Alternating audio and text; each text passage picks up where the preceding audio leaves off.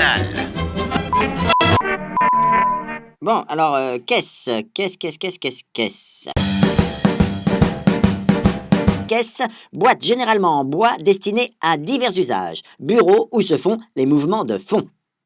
Régional, qui concerne une région. Bon, bah alors du coup, on va regarder région. Région, territoire dont l'étendue variable est déterminée soit par une unité administrative ou économique, soit par la similitude du relief, du climat et de la végétation, soit par une communauté culturelle. À ne pas confondre avec la Légion, qui elle est étrangère. Alors, le Crédit Agricole est né en 1885, au cœur de nos régions, de l'idée de quelques agriculteurs. Il y avait Jean, il y avait René, il y avait... Oh là.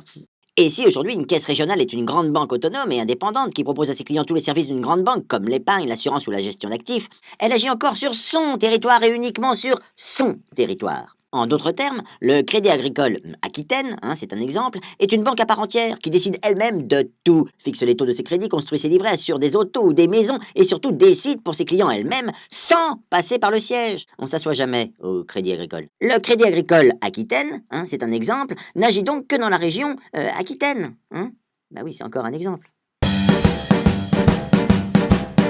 Quand M. X dépose son argent à la caisse régionale de sa région, son argent ne part pas sur les marchés étrangers. En Chine, en Suisse, il ne part pas dans les paradis fiscaux, financer les immeubles géants de multinationales à l'autre bout du monde.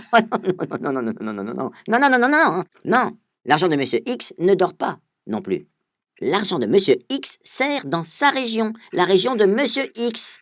Ça sert à financer des routes, des ponts, des maisons de santé, des cantines scolaires, des librairies, des restaurants, des cafés, des artisans locaux, des logements éco-conçus, des hôtels, des entreprises agroalimentaires, des hôpitaux près de chez Monsieur X. Ça dynamise les territoires, ça crée de l'emploi en finançant les entreprises, ça contribue à l'environnement en soutenant les projets durables, et tout ça, ça facilite le quotidien de Monsieur X et le quotidien de tous.